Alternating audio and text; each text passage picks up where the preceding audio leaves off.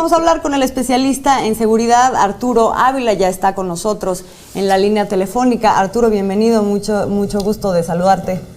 ¿Qué tal, Azul? ¿Qué tal, Juan? ¿Cómo están? Muy buenas noches, con el gusto de saludarlos, por supuesto. Muy buenas noches, muchas gracias por acompañarnos. Oye, Arturo, pues es un contexto complicado para dar la mañanera mañana para el gobernador de Tamaulipas, ¿no? Se está hablando pues mucho de estos temas que no son de los últimos días, ya tiene cola las investigaciones contra el gobernador allá en Tamaulipas. Así es, Azul. Yo empezaría por decirte que Tamaulipas es un estado donde el crimen y la violencia son normales. Son normales porque han tenido tan mala suerte con los últimos exgobernadores y con el actual, que han estado casi todos vinculados en acusaciones de corrupción, narcotráfico, por supuesto, lavado de dinero. Es decir, en Tamaulipas sí se vive un verdadero narcoestado. Los gobernadores en Tamaulipas huelen a nexos con el crimen y parece que esto no ha cambiado con el actual gobernador. Pobres de los tamaulipecos, Azul, vaya que han tenido unas fichitas como gobernadores. Lo peor es que esto, pues básicamente está siendo no solamente investigado en México, sino también en la DEA, de acuerdo a los datos que hemos conocido a través de distintos medios, ¿no? Vamos a hablar del caso específico de Francisco García Cabeza de Vaca. De acuerdo con el portal Animal Político, el mandatario de Tamaulipas de Acción Nacional tiene actualmente una investigación por presuntas operaciones con recursos ilícitos que provienen del narcotráfico. Este portal periodístico señaló que las autoridades federales confirmaron que la Administración para el Control de Drogas de Estados Unidos, la DEA, entregó grabaciones telefónicas referentes a beneficios que hubiera obtenido de las ganancias del crimen organizado. Y mira que la DEA no trabaja para nadie que yo sepa y tampoco se anda inventando historias. Ante estas acusaciones, el mandatario estatal respondió que la carpeta de investigación iniciada en su contra tenía fines electorales y acusó al gobierno federal de que daba bofetadas de partido, luego de que se conociera que la investigación está abierta en su contra por parte de la Fiscalía General de la República por el lavado de dinero, por supuesto, del narcotráfico. Ahora resulta, Azul y Juan, que todo es electoral. Me parece que suena mucho a la escuela de Felipe Calderón, ¿no? Suena a la escuela de Felipe Calderón, pero mira, a diferencia de lo que sucedía con el expresidente Calderón, que estaba claramente coludido con un grupo de narcotraficantes, aquí en Tamaulipas parece que los gobernadores, o al menos de algunos de los narcogobernadores, jugaban en ambos mandos porque tenían conversaciones, hay testigos de estas conversaciones, hay escuchas con miembros del cártel del Golfo y también con los Zetas. Y luego vinieron las reclamaciones de ambos grupos porque no les cumplían con las promesas que habían pactado. Así es, bueno, este es el camino a la gobernatura, ¿no? En 2016, vamos a recordar cómo en medio de esta campaña por la gobernatura de Tamaulipas, Héctor de León Fonseca, alias el R3, líder del cártel del Golfo, acusó a Francisco Javier García Cabeza de Vaca, entonces candidato al poder estatal, de que recibía pagos del grupo criminal.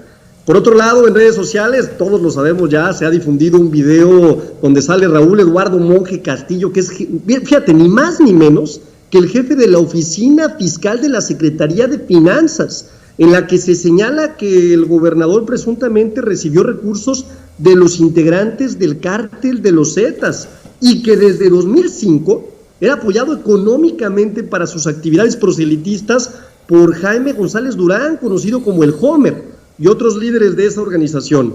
El funcionario dijo también, en una respuesta que me pareció sorpresiva, que fue obligado a inculpar al mandatario cuando había sido secuestrado por integrantes del cártel del Golfo entre junio y agosto del 2018, pero pues eso solamente lo supo él y eso nuevamente llama mucho la atención.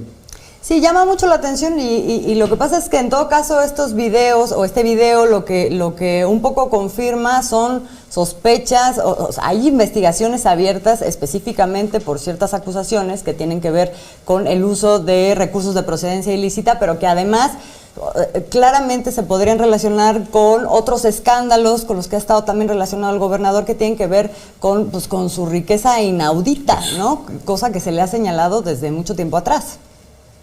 Sin duda, hay que dar algunos datos duros, ¿no? A ver, como bien lo mencionaban la investigación que ustedes presentaron, pobre Tamaulipas, en serio. Fíjense, Tomás Yarrington Rubalcaba, de 1999 a 2004, lo detienen en Estados Unidos por lavado de dinero, por fraude bancario, por asociación delictuosa, por falsificación de identidad. Luego, de 2005 a 2010, viene Eugenio Hernández Flores, acusado también de asociación delictuosa, lavado de dinero, y la Suprema Corte de Justicia está por resolver en unos días su extradición a Estados Unidos. Pero ahí no se queda la historia. Viene Egidio Torre Cantú de 2011 a 2016, que está bajo investigación también de la Unidad de Investigación Financiera del Estado, y se le acusa de desviar 10,000 millones de pesos en recursos. Reitero, Azul, pobres tamaulipecos han vivido verdaderamente un auténtico narcoestado. Y además, pues bueno, las cifras de seguridad en Tamaulipas, pues por supuesto que no cambian. A ver, vamos a hacer un repaso muy rápido. En lo que va de enero a julio, se han cometido 378 homicidios dolosos en el estado. El delito incrementó en un 12%. Ocupan el lugar número 3 en incidencia delictiva. ¿Y qué crees? Fíjate qué dato les voy a dar. Durante el segundo trimestre, en el que comenzó la pandemia, de abril a junio, incrementó el robo a negocios en un 78%. Es decir, en Tamaulipas están viviendo un verdadero infierno, y además, pues bueno, pues claramente la relación que han tenido todos los gobernadores que están relacionados con el crimen organizado lo puede explicar. Terrible lo que sucede en Tamaulipas. Vamos a pasar a otro tema, pero antes yo tengo una pregunta, tú primero. Yo nos vamos a alargar con este. Arturo, rápido. Sí. ¿La cosa va a cambiar? ¿Cómo ves para Tamaulipas ahora con estas investigaciones abiertas y en el contexto que estamos viviendo en el país? ¿Cómo la ves?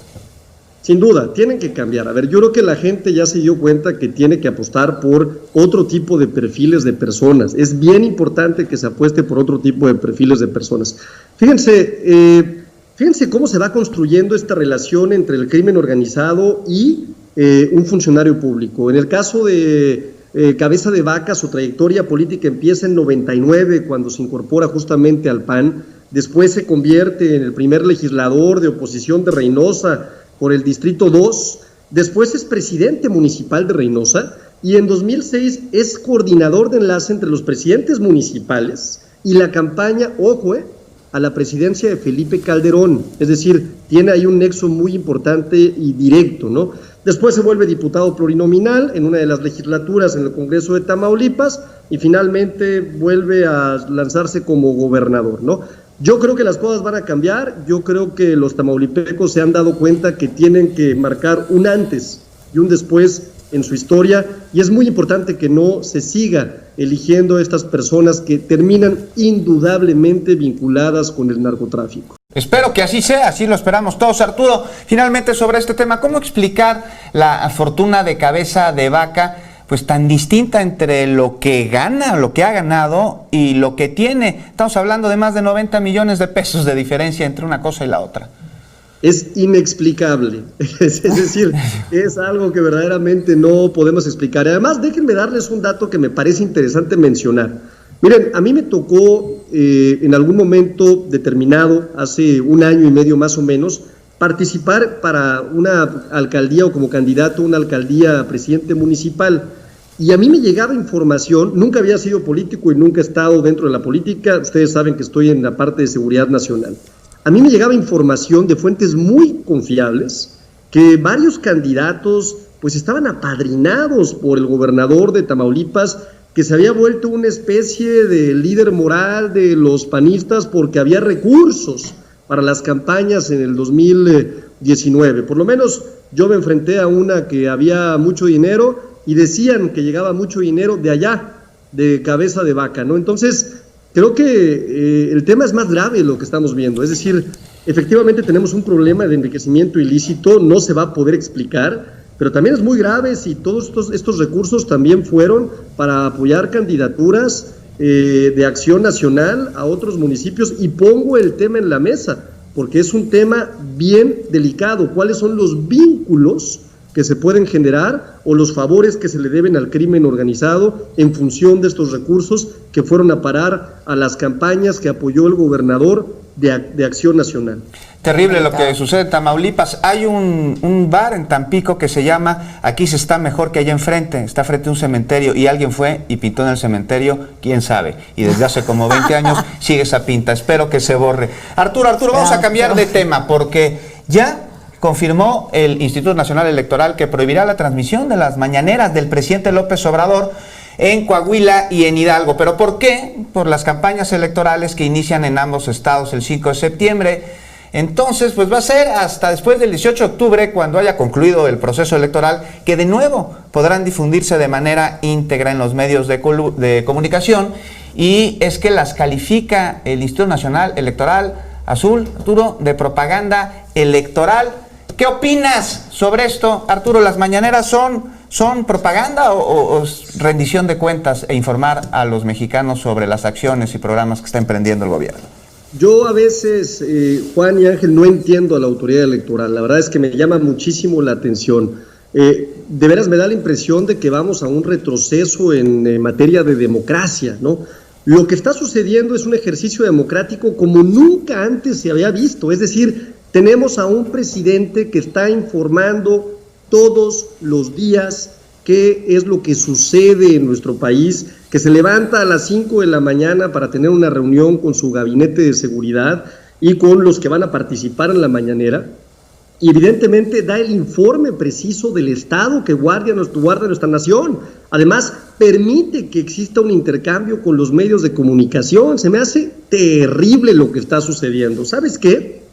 Yo creo que habría que entender muy bien cuáles son estos intereses que mueven este tipo de ideas, en donde se piensa que la información de interés de una nación puede formar parte de una propaganda electoral. A mí me preocupa mucho, me da la impresión de que hay serios factores de poder, de estos que se generaron durante los últimos 30 años, que lamentablemente están influyendo en ciertos órganos que tienen que además determinar y que son ejes importantes en lograr que en nuestro país continúe la democracia, que lamentablemente no han entendido que México ya cambió.